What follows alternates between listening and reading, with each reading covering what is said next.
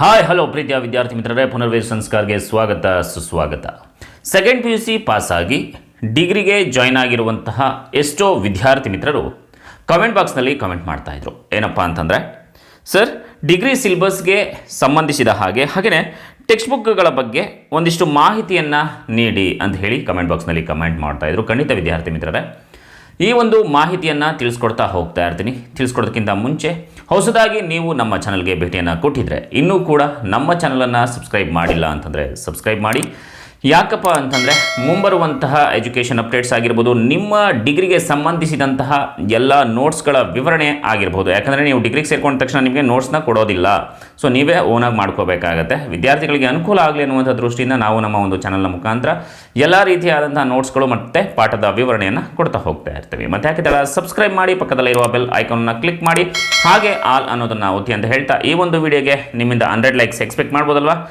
Like ಮಾಡಿ. ಬನ್ನಿ ಈಗ ವಿಡಿಯೋನ ಶುರು ಮಾಡೋಣ.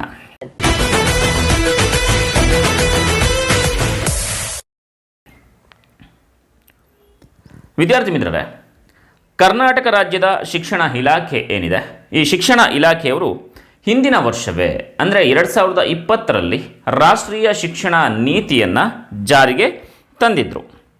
ಸೊ ಇದರ ಪ್ರಕಾರ ವಿದ್ಯಾರ್ಥಿಗಳು ಸೆಲೆಕ್ಟ್ ಮಾಡುವಂತಹ ವಿಷಯಗಳಲ್ಲಿ ಬದಲಾವಣೆಯೂ ಕೂಡ ಆಗಿರುವಂಥದ್ದು. ಈಗೇನು ನೀವು ಅಡ್ಮಿಷನ್ ತಗೊಂಡಿದ್ದೀರಾ, ಇದರಲ್ಲಿ ಕೆಲವೊಂದು ಬದಲಾವಣೆಗಳನ್ನು ಕೂಡ ಮಾಡಿರುವಂಥದ್ದು.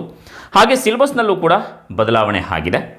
ಹಾಗೆ ಕ್ವಶನ್ ಪೇಪರ್ ಪ್ಯಾಟರ್ನಲ್ಲೂ ಕೂಡ ಬದಲಾವಣೆ ಆಗಿರುವಂಥದ್ದು. ಸಿಲೆಬಸ್ನಲ್ಲಿ, ಕ್ವಶನ್ ಪೇಪರ್ ಪ್ಯಾಟರ್ನಲ್ಲಿ ಮತ್ತು ನೀವು ಓದುವಂಥ ವಿಷಯಗಳಲ್ಲೂ ಕೂಡ ಬದಲಾವಣೆ ಆಗಿರುವಂಥದ್ದು ವಿದ್ಯಾರ್ಥಿ ಮಿತ್ರರೇ.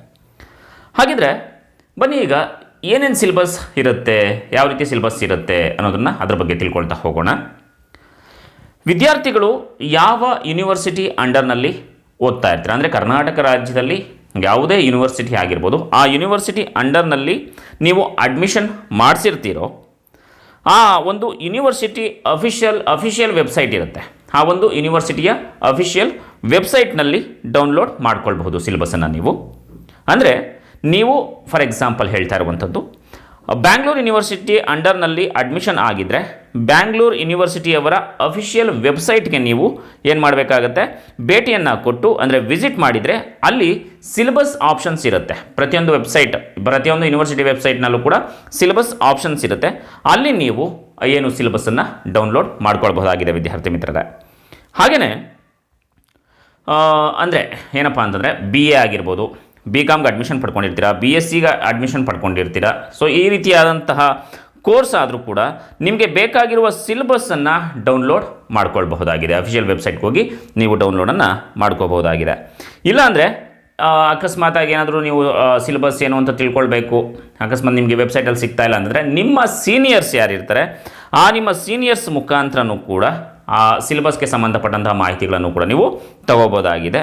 ಇಲ್ಲ ಅಂತಂದರೆ ನಿಮ್ಮ ಲೆಕ್ಚರರ್ಗಳ ಹತ್ರ ಹೋಗಿಬಿಟ್ಟು ಸಿಲೆಬಸ್ಗೆ ಸಂಬಂಧಪಟ್ಟಂತಹ ಮಾಹಿತಿಯನ್ನು ನೀವು ತಗೋಬೋದಾಗಿದೆ ವಿದ್ಯಾರ್ಥಿ ಮಿತ್ರರೇ.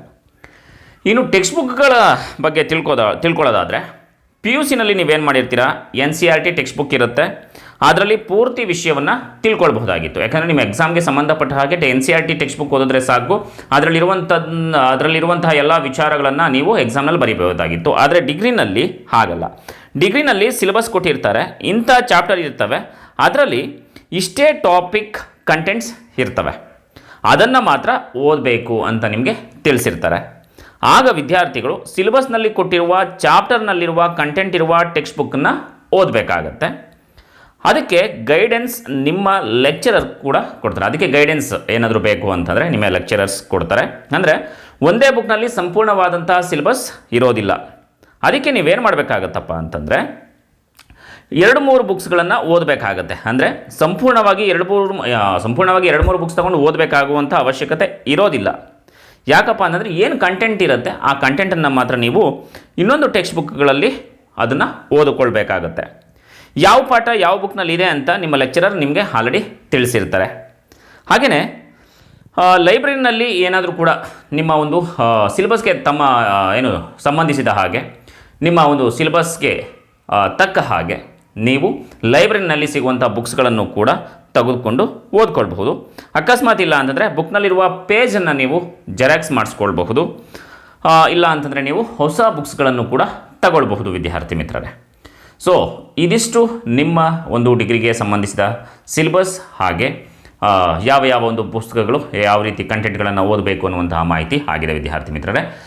ಈ ಒಂದು ವಿಡಿಯೋ ನಿಮಗೆ ಇಷ್ಟ ಆಗಿದೆ ಅಂತ ನಾನು ಭಾವಿಸ್ತೇನೆ. ಇಷ್ಟ ಆಗಿದ್ದರೆ ನಿಮ್ಮ ಎಲ್ಲ ಫ್ರೆಂಡ್ಸ್ಗೂ ಕೂಡ ಶೇರ್ ಮಾಡಿ, ತಪ್ಪದೆ ನಮ್ಮ ಚಾನಲ್ನ ಸಬ್ಸ್ಕ್ರೈಬ್ ಮಾಡಿ, ಹಾಗೆ ಮುಂದಿನ ಎಜುಕೇಷನ್ ಅಪ್ಡೇಟ್ಸ್ಗಳನ್ನು ಕೊಡ್ತಾ ಹೋಗ್ತಾ ಇರ್ತೀವಿ. ಸಂಪೂರ್ಣವಾಗಿ ವಿಡಿಯೋವನ್ನು ನೋಡಿದ್ದಕ್ಕಾಗಿ ಧನ್ಯವಾದಗಳು. ಇದೇ ರೀತಿಯಾಗಿ ಸಪೋರ್ಟ್ ಮಾಡ್ತಾ ಇರಿ.